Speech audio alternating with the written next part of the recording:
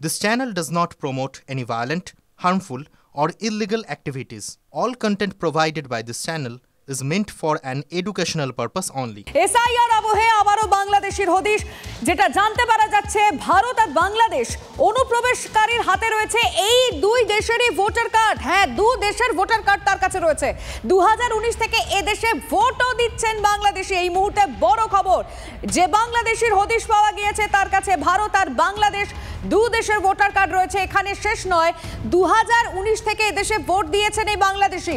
Voter card ছাড়াও অন্যান্য নথি জোগাড় করে জগদ্দলে বাস বাংলাদেশির ঘুর পথে সীমান্ত পেরিয়ে এদেশে টিভি9 বাংলার স্বীকারোক্তি বাংলাদেশির এসআইআর এর ফর্ম পূরণ করে ফেলেছেন ওই অনুপ্রবেশকারী। লিটন দাস সরাসরি বলছেন যে ওদেশের সম্পত্তি রাখতে গেলেও কাগজপত্র তৈরি করতে হবে, এই দেশেও থাকতে গেলে কাগজপত্র তৈরি করতে হয়। কিভাবে এসছেন বাংলাদেশ থেকে সেই পদ্ধতি বলতে তিনি চাইছেন না, তা বোঝাই যাচ্ছেন তিনি সরাসরি কিভাবে এসেছেন। পাসপোর্টও নেই, ভিসাও নেই, বাংলাদেশ থেকে কিভাবে এলেন। 2019 সাল থেকে ভোট দিয়ে আসছেন। ওদিকে বাংলাদেশের এই যে ভোটার লিস্ট, সেই ভোটার লিস্টে নাম আছে, তারা স্বীকারও করছেন। প্লাস এই দেশে এসআইআর হয়ে গেল, এসআইআরে তাদের নাম উঠে গেল। বিএলও যে ছিলেন বা বিএলএ যারা ছিলেন তারা কি দায়িত্ব পালন করলেন, নির্বাচন কমিশনারের কাছে তারা কি তথ্য জমা দেবেন। এইভাবে কত ভোটার আছে সেটাই এখন দেখার বিষয়। নৈহাটি মামুদপুর থেকে বিশ্বজিতের সঙ্গে অনন্ত চট্টোপাধ্যায়, টিভি9 বাংলা। আর এদিকে টিভি9 এর ক্যামেরার সামনে এক বাংলাদেশি স্বীকার করলেন দালালের হাতে টাকা গুঁজেই সীমান্ত পেরিয়েছেন। কালীপদ দাস আমার ঠাকুর দাদা। আর আপনার দাদা কোথায় আছে? আমার দাদা বাংলাদেশে আছে। এই যে ভোটার লিস্ট দেখালাম, বাংলাদেশের নাম আছে, কি করে থাকলো ওইখানে ভোটার লিস্ট, সেখানে এসআইআর ফর্ম ফিল আপ করলেন? এখানে আমার সয় সম্পত্তি আছে, তো তাই এগুলো দেখভাল করবে কে? আমি এখানে স্থায়ীভাবে বসবাস করছি, ও ওখানে স্থায়ীভাবে বসবাস করছে, এটাই স্যাটিসফাইড। যখন যেখানে আমি অবস্থান করব সে দেশের যদি নাগরিকত্ব চাই, সে দেশ যদি সম্মতি দেয় অবশ্যই পাবো। না, আমার পাসপোর্ট নাই। হয় নাই নাকি? পাসপোর্ট এখনো করিনি। তো যাতায়াত করেন কি করে? যাতায়াত করি না তো, আমি স্থায়ীভাবে বসবাস করছি। এসছি আমি অন্যভাবে এসছি। অন্যভাবে বলেন না, খুলে বলেন না। সবাই যেভাবে আসে। আমি বলেছি যে আমি ওখানে থাকবো, আমার রিলেটিভ নিয়ে আমি ওখানে চলে এসেছিলাম। কাকে বলেছিলেন? শোনেন, সব কথা হয় না এইভাবে। কিভাবে হবে? ওটা অন্যভাবে বলতে হবে। কিভাবে সেভাবেই বলেন। না, বলতে হবে। আধার কার্ড আছে, যত ডকুমেন্টস আছে। জগদ্দলের মামুদপুর পঞ্চায়েতের কয়েকজন এলাকাবাসীর দাবি, বাসিন্দাদের 50%ই বাংলাদেশি। আপনিও কি বাংলাদেশ থেকে এসেছেন?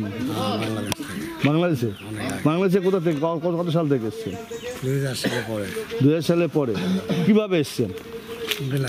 হ্যাঁ, ব্ল্যাকে মানে দালালে নিয়ে আসছে। কত টাকা নিয়েছিল?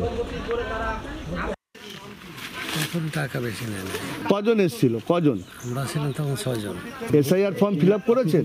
একটা ফর্ম তো জমা দিয়েছি। কোথা থেকে এসেছেন? দাল ধরে বরিশাল থেকে। সুভাষপল্লীতে মানে 50% বাংলাদেশি লোক আছে এখানে। কত সাল থেকে এসছে?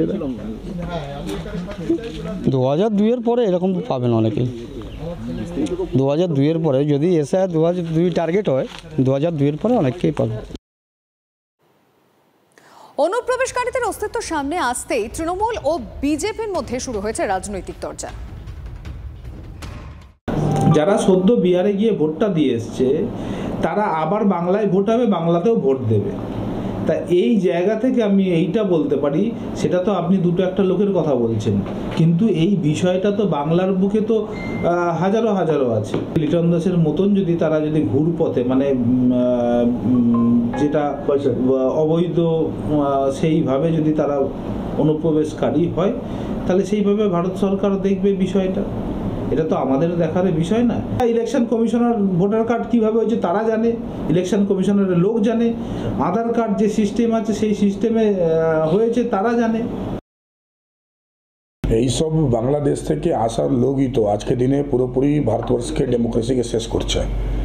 একদিকে বাংলাদেশে ভোট, দ্বিতীয় দিকে এখানে তৃণমূল কংগ্রেসের এটাই কারেক্টার ডকুমেন্টস তৈরি করে দিয়েছে, তাই জন্য তৃণমূল ঝান্ডা পতাকা নিয়ে ঘুরে বেড়ায় এরা।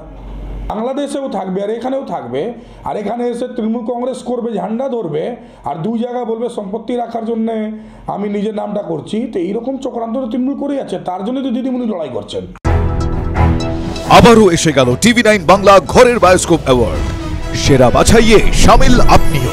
বাংলা সিরিয়ালে প্রধান চরিত্রে আপনার পছন্দের সেরা মহিলা অভিনেতাকে তৃণা সাহা, পরশুরাম আজকের নায়ক, দিব্যানী মণ্ডল, ফুলকি, মনীষা মণ্ডল, রাঙামতি তীরন্দাজ, খেয়ালি মণ্ডল, পুতুল টিটিভি।